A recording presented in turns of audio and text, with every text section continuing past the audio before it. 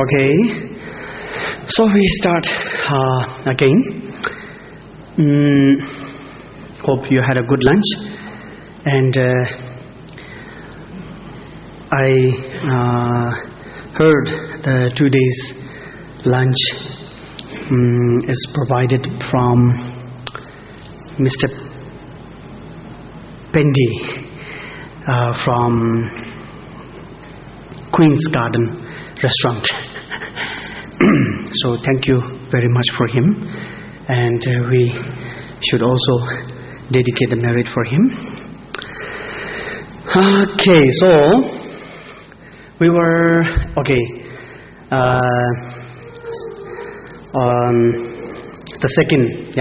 the second part of the Bardo of dying. Oops, it's broken.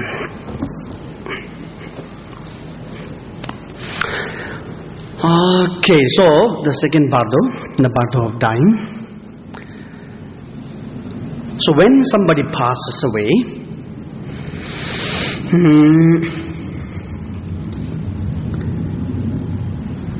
there are a few things that we have to keep in our mind. Yeah?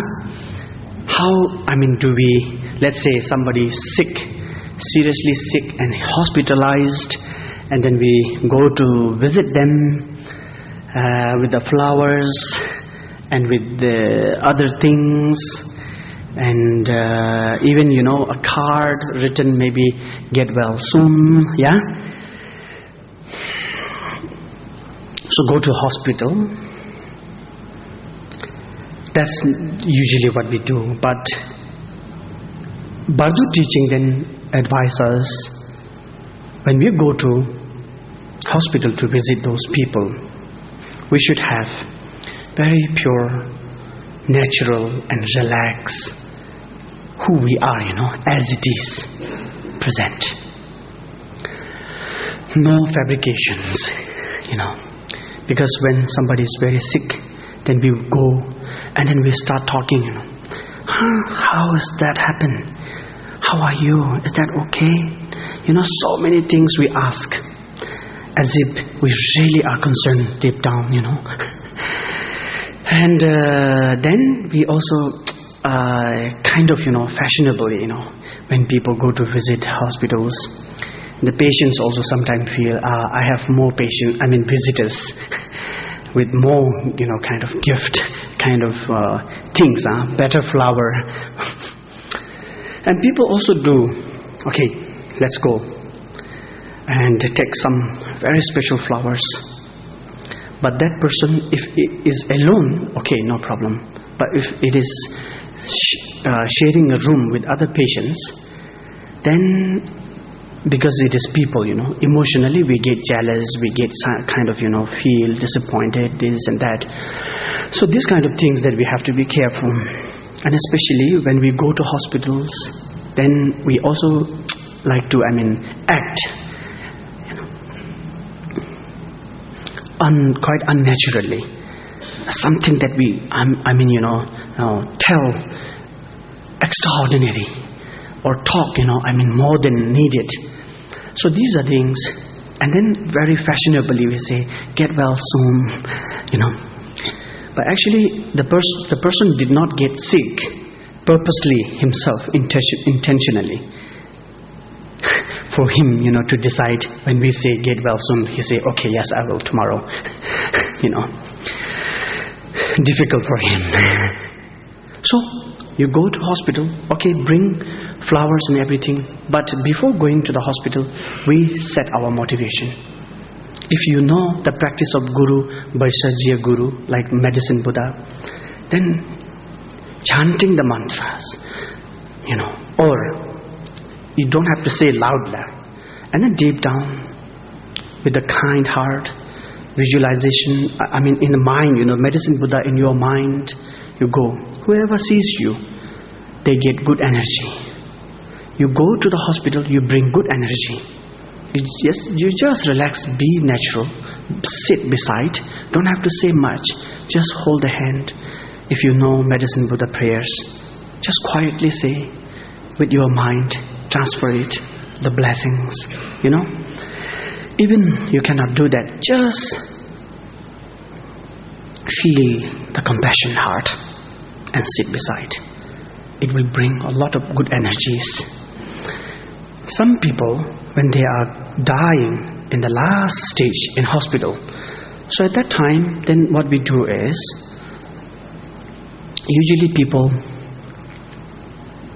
want to come and they like to show emotion, cry, as if they have been the only person who care and loved the most, Then they hold and cry and they show emotion, even there is no tears. They will, all the makeups, and then they will try in a very fashionable way. Okay. And so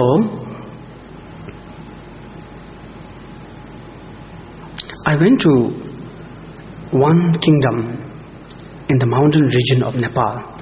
The king still is there. He's now 79 years old. And I went to his palace. It's 700 years old palace.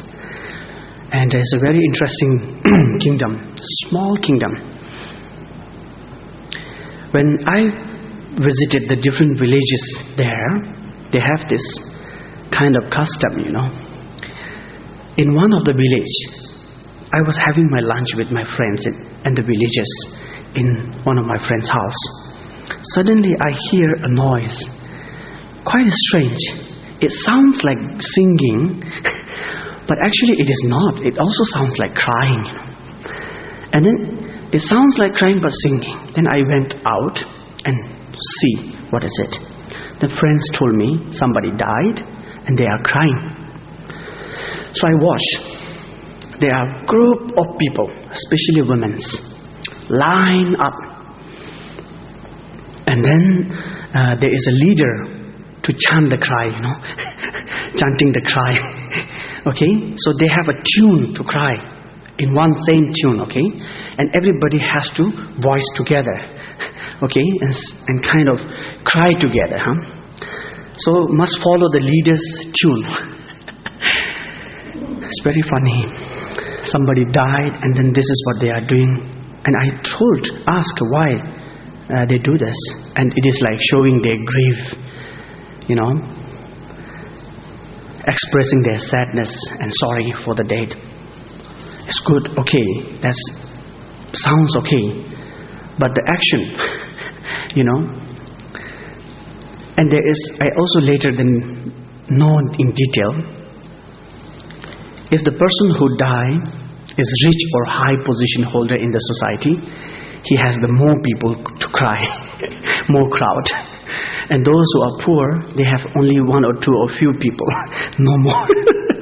So this was also becoming a kind of, competition, my position, your position, this, that. See, so it's not good idea. Bardo teaching then says, totally no cry.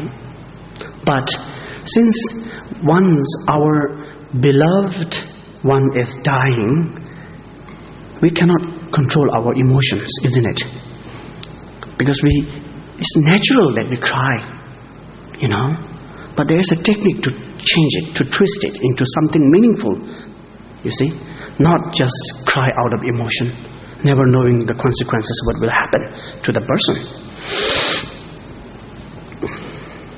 I was watching this Discovery Channel a few years back, and they come up with this one document, a husband and wife with their newborn baby, and they went to, a kind of, what do you call that, travel journey, okay, somewhere, quite isolated places.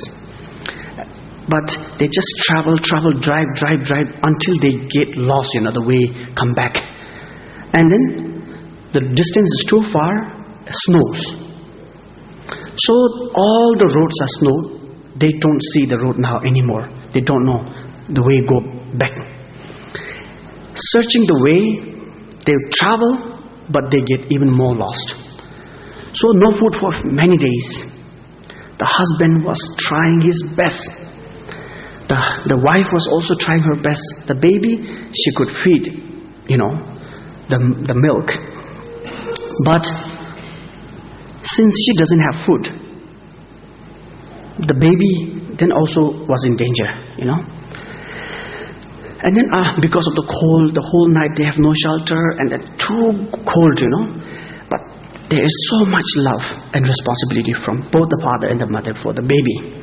So two of them keep the baby, protect the baby no matter what happens. So their lips are all, swollen, and then sores, and then cracks, all the skins peeled up, and no food, they starve, but still the husband tries a lot. And then finally husband then finds a cave, small cave, and let the wife, very weak, let the wife and the baby, take shelter inside the cave.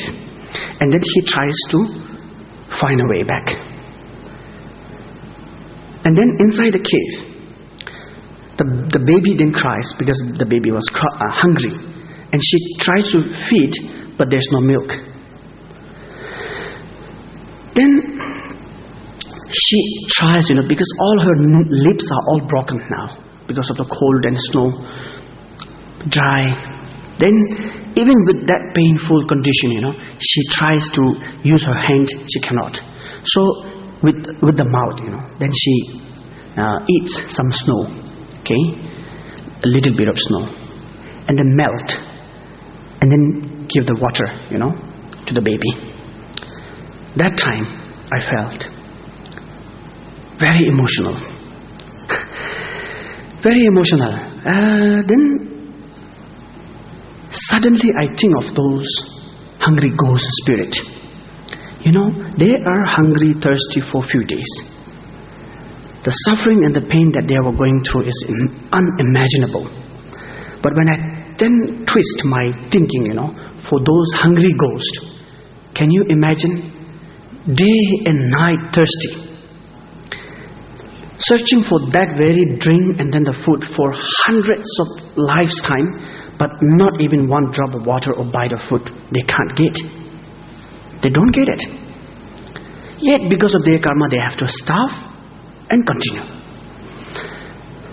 So because I saw that, I became very emotional, and then I cry. Suddenly I think of those all spirit, their condition. Then the feeling is no more emotions. Now it changed into compassion. You cry because you feel not pity, or you feel not something that you are losing, but because you feel others' pain and suffering, and for that then you grow a kind of love and responsibility and compassion in you. How nice to say, how nice if they can get free from that suffering. How nice if they can enjoy a very happy, delicious food or drinks, Then we can twist our emotion into a compassion, you see, in that way. So when we cry, somebody dies and then we become emotional, at that time, connect this feeling to all the mother sentient beings suffering in this world, especially in the unfortunate realms as a hell, animal, and then so on. At that time, the heart can really generate a compassion. Then you can cry, it's okay. It's releasing also, even though we are getting weaker, but kind of releasing, relief. At the same time, the cry becomes compassion, and that's a positive energy. If we are just simply crying out of emotion, then that's not a positive thing. Okay? So this is what we can do if we cannot really control our emotion. Okay? For example, this we can do in our daily life also, because we don't really appreciate what we have, and because of that we always suffer. We always feel something is not right and something is missing. So see, in daily life we can, whenever we feel, something is missing for me, there's something is wrong, then you compare yourself with others in the world, the condition. Then you will really know how better life and better condition you have, and how you should appreciate. For example, a man physically fit, he has legs and everything, but he cannot appreciate his leg because he feels, I have no motorbike to ride on, And because I don't have car and motorbike, what is the use of these two legs, I don't really appreciate. If I have a car, I don't think, I really need a leg or something like that. People, out of emotion, they even think in this way. But at that time, can you compare yourself to those people who really have no leg? They have to depend on wheelchair day and night. They cannot walk at all. Can you think, what kind of thoughts going in their mind? Those people, crippled, cannot use their legs and all. They must be thinking, wow, this man has all his arms and legs and everything. What a wonderful life. If I have, the legs and everything like him, fit in condition, I would travel the entire world, not using car or bicycle or something, but on foot, walking. This must be what is going on his mind. You see? So when we compare our condition, then we can really appreciate. And at that time, we can also give rise to the compassion in our heart. Okay? So especially when somebody is in hospital on the last stage, and we feel very sad, at that time, what you can do is then compare with that condition with, others. You have medicine, you have doctor, you have best, choices of the hospitals, and you have supporter, you have family, you have care, love, everything. Yeah? But there are hundreds of thousands of them who die without almost any one of these. No caregiving people around, no proper medicine around. Last year, 2 years back, like my hometown, because we don't have hospitals, in the name of medicine, we don't get even a cetamol, So many of the girls, young girls, while giving birth to baby, they die. 2 years back, we lost almost, quite a them. Many people, in this world, they are suffering with so many different challenges. But when we compare our own condition, or we feel that sadness emotion to somebody in hospital bed, at that time we compare his condition with others. At that time then we don't feel any more emotional, but we feel compassion. That's good energy, you see. So this is what we can do. And then person who is dying at that time, possibly not showing any emotions, but don't even have to say anything. Whatever he does, accept. Don't ignore. Whatever he says, even you don't understand, don't ask. You just pretend like, yes, I understand. Okay. Just make him like completely listen, accepted, care and concern. You see? And just be around. Be present, naturally. Relax. And don't let the people, who might disturb him, let's say enemies. The moment enemy he see around, then he will feel, because of his habit, why this guy is here when I am in my bed in hospital. He gave me a lot of pain in my life and sufferings and troubles. Now he has come to watch my final death also. So he will feel anger, and that's not good. Also, better don't let all those people to whom the person has too much attachment. It's okay, meet them maybe, if needed, but quickly, not long staying. Because it will grow attachment and cannot let go. You see, the mind, desire and attachment is so strong, that will really hold on, very strongly. This is another thing. Don't let those people can cause him negative energies, negative emotions. Don't let them be around for a long time. Okay? And then also dying, let's say, the doctor then declares, confirms for the final time, yes, there is no hope. But that has to be very carefully, examined. Not like randomly, approximately, doctor confirming it. No. Okay? Make sure that is really 100% sure. Confirm. When doctor says no hope, there is no hope, no hope, no hope, then at that time, we shouldn't keep the truth untold to the person. The person should be told the truth, okay? Because we don't want to hurt. That's why we don't want to tell the truth. We still give him hope. You will not die. We are here. Please don't worry. But the actual fact is, doctor already confirmed. Then he will have still kind of hope. But suddenly when that happens, then he regret, and he will feel betrayed by those people. Betrayed by those people. When we do something, not telling others, and that goes wrong, then that becomes issue. Then people tell us, why didn't you tell me? You should have told us, isn't it? See now what happened? So exactly this is what happens there if we don't tell the truth. Okay? So we have to tell the truth. But not like, in a very funny way. Wow, good news. Doctor said, you are going to die, As if we are almost likely to say, we're arranging the party or something to throw. Okay? So,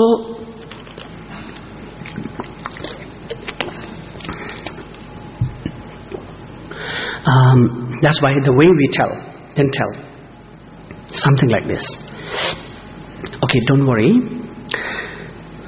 You have lived long, and you had parents, relatives, wife, husband, children, everybody, property. You did this. You done that. Many things that he did. Good things in his life. Remind. And then the fact is, everybody has to die at the end. After trying with all the medicine, the best doctors, the treatment and everything, there is no hope. The doctors say, unfortunately to inform you, there is no hope. But please, don't be sad. Okay? We are here. Our love, respect, care, service, everything is here with you. Not only now, but it will be continuous after you pass away. We will take care of your children, your parents, your this, property, that thing. But, so this is what we should really, make him convince. The first moment when we tell the truth, he gets shocked for a moment. But slowly then he will accept. See? So, then if he is a practitioner, he knows some kind of, Dharma practices, then he can prepare now. You see? So telling the truth gives him at least to prepare. Even he doesn't know anything what to do, but still he can, he knows now that is coming. Knowing is much better than suddenly happening, you see. So this is what we should, do. And then no artificial, what you call the life support, holding the breath, even doctor says no hope. But we want to keep, him breathing. We never know the person is suffering. Just because we want to see the person is still breathing, then we hold, paying the most expensive things. And doctor will do it, they will just keep, give the medicines, whatever, oxygens and everything, the life support, and it will just hold on, Actually, this is not what the patient wants, the one who is dying, but this is what we want. We want, You see, in fact, the person is suffering. Because this is unnatural. And we talk about human rights. Right for eating, right for talking, right for expressing this and that, doing this and that, freedom, independence, everything. But Not only independent while we live, but the freedom and right, also to die naturally. Natural death is everybody's right. Yeah? So, we should let the person die naturally. No artificials, holdings, life supports. If we do that, even we feel kind of satisfied, okay, I try, and we spend a lot of money, because many people do that, they say that. Oh, now we have no regret, we tried our best, spend like few, $20,000, $100,000 or something like that, and this is to say to others, for what? Isn't it? And some people, they do competitions. Okay, how much he spent? How many days he kept, with the life support? 50 days. Okay, we should keep 60 days. How much he spent? 2 million, 3 million? Yeah, we should at least make it, one more. People do this, and that's wrong. It's a violation of somebody's right. And most critical part of the life. You see, let the person die naturally. This is very important. When the person is dying on the last stage, if possible, then, keep the position of the patient, the dying person, in a sleeping Buddha position. Lying on the right shoulder. You see, because the energy in our body, negative energy, positive energy, the negative energy flows mostly in our right side of the body. When we suppress that by that, position, the sleeping Buddha position, the negative energy's activeness becomes slow, because it's like suppressed, When you hold the pipe tightly, the water cannot flow. Something like that.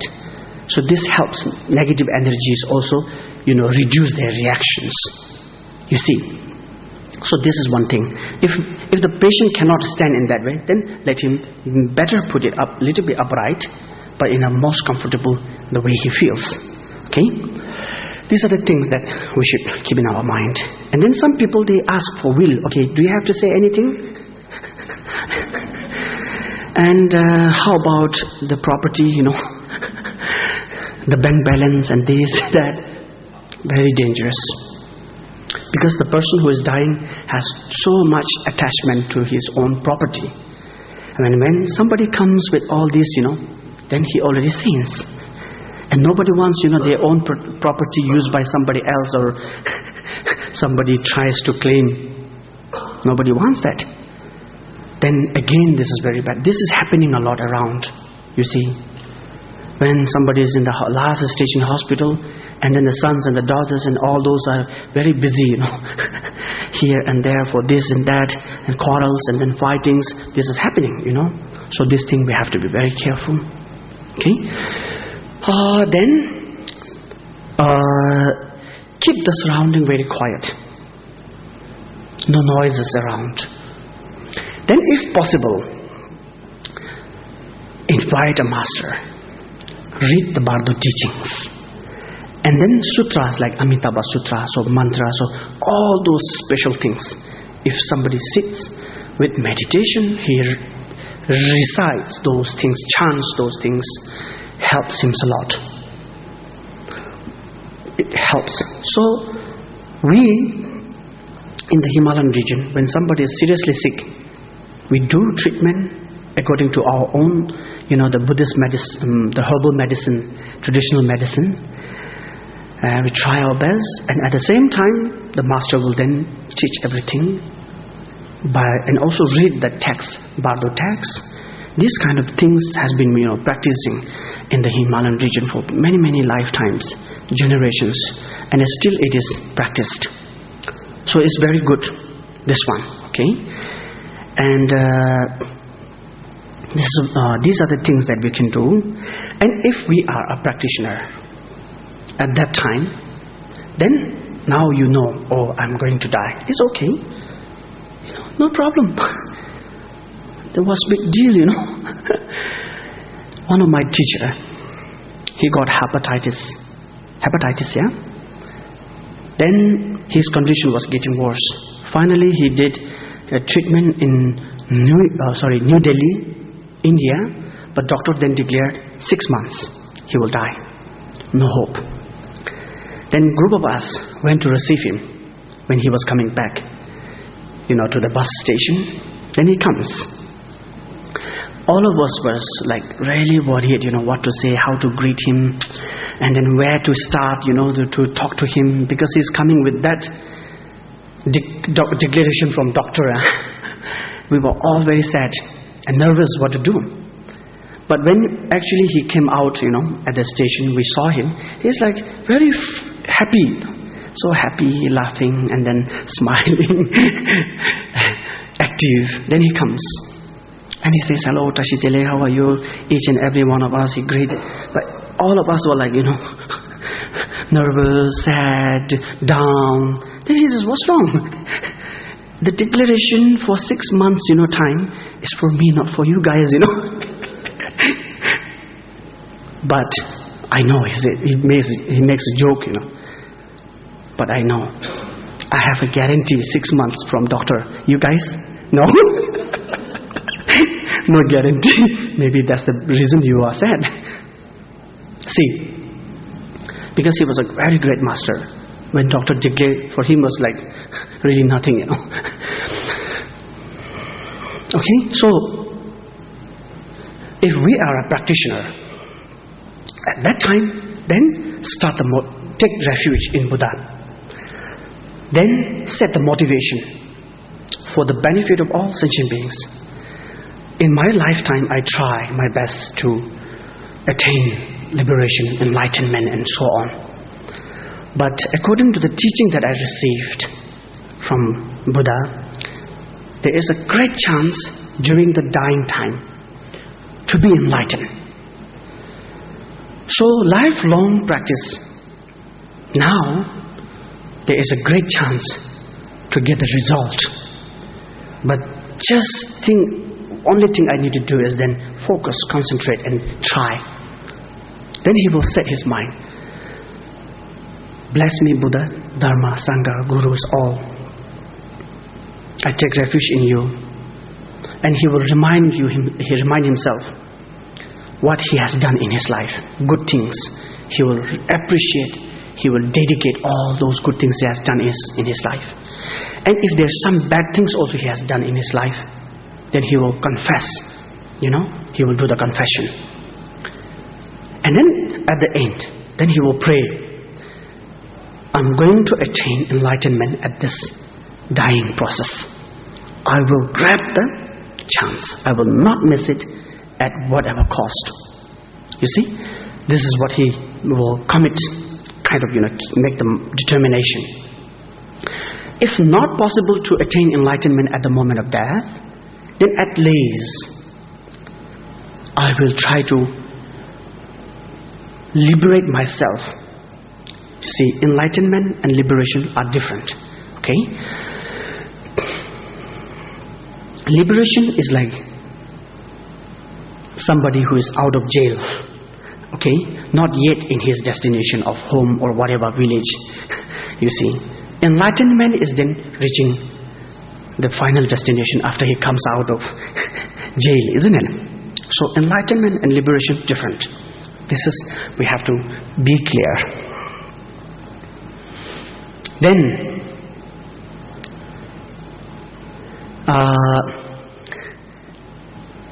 so the person then, I will try to do my best to liberate myself during the dying process. If not, then at least by the third Bardo, I will definitely try my best to be enlightened.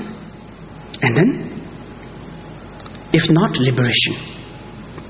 If I will fail during the third Bardo, then I will definitely make it from the fourth Bardo, Bardo number 4th. From there, I can go to any pure land I want. Then I will not miss that. If I will fail that to do that also, then there will be danger for me to be dragged down into the samsara. So I will remind myself of all those instructions to protect myself from going into samsara again. There are techniques like that. If I will really fail even to do so, then I will make sure I will not go to hell or anywhere else that I don't want. If anyhow I have to be born again, in that case then I will choose country, continent, country, community, family, parents. We can choose. At the moment of death, as a practitioner, then you can plan all this. Then engage in your practice. Number one, you will enlighten. If fail, liberation. If fail, at least go to the Pure Land. If fail, we can protect ourselves from going into the wrong kind of world, unfortunate suffering, samsara, others. And still we fail, then we can choose. Okay, if you want to be American, Chinese, Japanese, whatever, okay, we can choose. The teaching of Bardo then gives complete instructions on that. Okay, so at the moment of death, then we set our mind in that way. Then engage whatever practice we know, what you know. See? And you can make prayers like to Buddhas, Dharma and Sangha, to be born in a very good family where you can get complete condition for the Dharma, to learn Dharma, practice Dharma, good guru immediately. I mean, all the surrounding, the conditions for the practice and everything, you know. And also, if you want to be a very good master to teach others, like a monk or this or that, what you want to, then you can pray for that also. So this is how we prepare at the moment of death. And if it is a highest, kind of practitioner's case, he does not have to do much. He will just focus, settle his mind. He will liberate himself, enlighten himself easily because he knows now. And then there is a practice called Phowa. Phowa is transfer. We are being transferred from one department to other, one office to the other by government, isn't it? Same. The transference of our mind, the consciousness, then there is a technique called Phowa, the transference of consciousness, transferring our mind. That practice is called Phowa. At the moment of death, many people then do this practice. They visualize, they set everything in their meditation, and then they grab the mind, with the meditation technique, and then shoot the mind right from this body through our the crown channel to the Buddha Amitabha or whatever Buddha that you want to attain. There is a technique, the Phowa technique. It's very effective. Still we have this transmission, practice, everything. So we do this, and in India, everywhere, So you can also learn that in the future, the technique of Phowa, because I don't really have time to go in detail about that. But this is simply, you can understand, it is to separate the mind and body through one very special technique called Phowa, the transference of the consciousness. And with that technique, you can separate the mind from the body and shoot it into Buddha Amitabha. And then we don't need to go to Bardo or anywhere, It's direct, shortcut, rocket. Okay? There is a technique like that. I'm kind of talking about a dream. There is a complete practice for that. Okay? This is for your information. And so when we go through those experiences, set our mind in that way. Try to do, focus. All those experiences like burning, sinking, dropping into what you call that abyss, or pit. Don't get distracted. You must realize, this is what happens.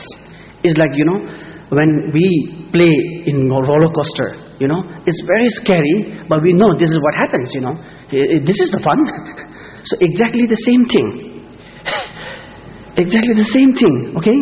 When we pass away, then all those element dissolutions happen, and we have lots of experiences, but at that time we know, this is what happens when we are dying. And at that time, what you have to do is then, in roller coaster, what we do? Hold tight, scream, focus, isn't it? Go to do fun more times, huh?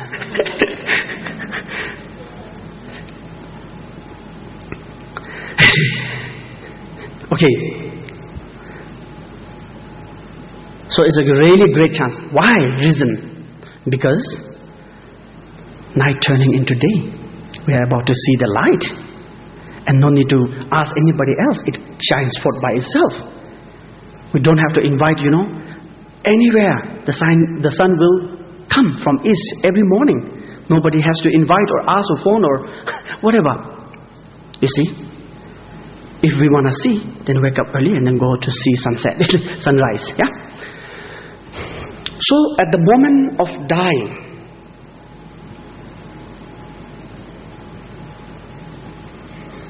at that time, so what you should do is then focus on the instruction. Keep this in mind, Always connect your heart with devotion to Buddha, Dharma and Sangha as the ultimate object of refuge, as the only protector whom you can rely ultimately. Always have that and pray. Number 2, then think of your Guru who has given you the introduction on your nature of mind, who have shown you the path of Dharma. Think of his kindness, his compassion. And then also have the devotions. Then remind yourself of all those instructions, what you are taught and what you have trained and what you have practiced. Remind yourself. You see?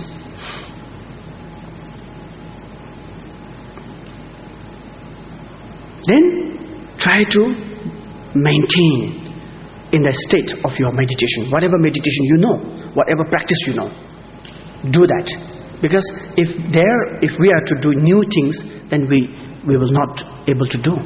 But the practice that we already used to, if we are to apply it there, then easy. Okay? So this is how we take care of ourselves. Buddha, Dharma, Sangha, Guru, always remembering them. Never separating ourselves from devotion to them. And then praying. At the same time, engaging our heart, our being, with the practice of Dharma that you know. Okay? That's another one. And then thirdly, at least you try to cast away all the attachments towards the parents, towards the husbands and wives and children, all the properties and everything. Because meaningless to attach to. They will not follow, even we want to, even we ask, it will not. You see? We have to leave them all behind, even this very body. So no way. That's why cast away all those attachments the moment when we die. Practitioners, what they do, they know sometimes. And then before they die, they just divide everything that they have, and they will divide it. Okay, this portion goes to the monastery, this portion goes to the guru, this portion goes to the charity, this portion goes to my friends or wherever he wants, he just divide everything. But for us, if it is, difficult to do, the simplest thing is then live and feel happy. I wanted to do so many things in my life, but I really couldn't do. But by the time I die, I have still, something to leave behind. All those money, property and this and that is good, I have something to leave behind. As a charity, as an offering, as a contribution, you just leave them, without any attachment. And pray, may this be a very great cause of benefit, service and this and that for all. Just let go. See, that's one very good technique. Okay, so then set the state of mind. It's very, very important. State of mind plays a great role the moment before we die. Okay? The place where I come from is in the mountain, snow-capped mountain, and it's completely isolated. When I was small, my grandfather and my grandfather was the one who taught me. But we didn't have like copy, paper, pen, all this, like we have today here. So because one page of paper is like more than a gold, so precious.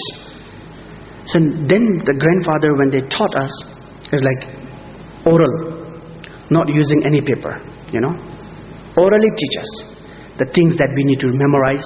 Before I sleep, he will repeat 3 times, and I will have to follow, repeat, and then sleep. And he will say, tomorrow morning, come on time. But you never know what is that time, because we don't have any watch or clocks, So he will say, come on time, but what time? No idea. Okay? Early morning anyway, roughly to say. So I set my mind, tomorrow I have to wake up by that time.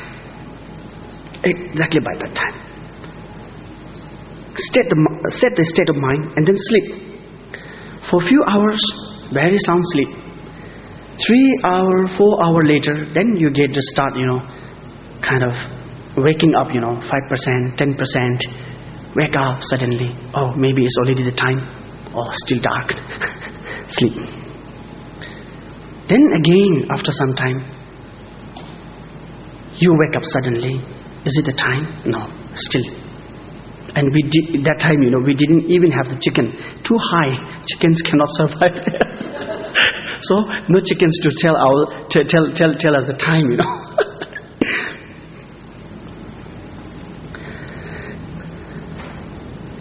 Again sleep. Then after some time, started getting dream, Couldn't wake up on time. Late already. Grandfather is very angry. Coming with something, to hit.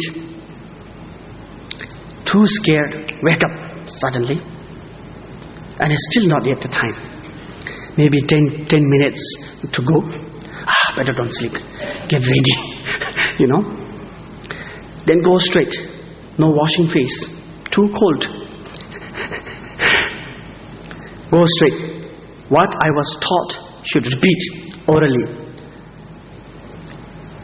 Okay?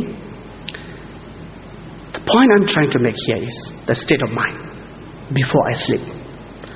Because of that, after a few hours, wakes up. Nobody knocks, nobody wakes you up, but you wake up repeatedly. Not only that, this state of mind can even create that dream, which makes you wake up even 10 minutes earlier. You see, state of mind is powerful as such. The moment before we die, if we die with a state of mind full of anger, go to hell. Really. See? Negative emotions. We die with these negative emotions. The state of